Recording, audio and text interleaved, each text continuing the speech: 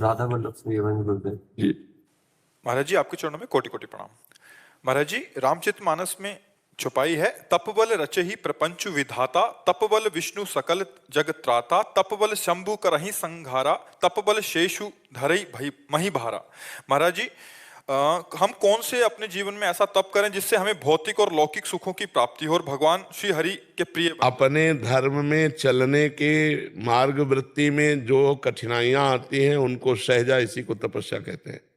जैसे आप गृहस्थ धर्म में हो, आपको कोई अलग से अनुष्ठान नहीं करना, आप एक पत्नी का नियम लीजिए, विश्व की किसी अन्य माता बहन की तरफ काम भाव ही ना आने दीजिए, अपनी पत्नी में सिर्फ काम भाव रहे। अधर्म का पैसा कभी स्वीकार मत कीजिए, अपने कार्य क्षेत्र में कभी बेईमानी मत कीजिए, अपने कार्य को भरपूर कीजिए और नाम जप कीजिए। इसमें जो विघ्न आएगा उसको सह जाइए, उसे तप कहते हैं। अपने धर्मानुष्ठान में स्वाभाविक जो कष्ट आता है उसी को सह जाना तपस्वी कहा जाता है। समझ रहे हो?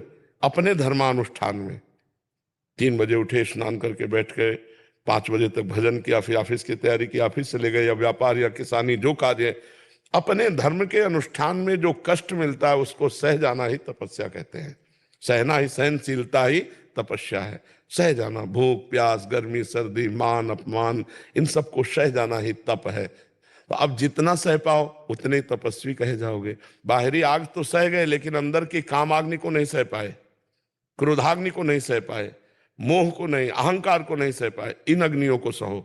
अपने धर्मानुष्ठान में आंतरिक जो ताप देने वाली अग्नियां हैं इनको सह जाओ, वही बस सबसे बड़ा तपस्वी है। ठीक है जी। हर्षिता पुरी जी।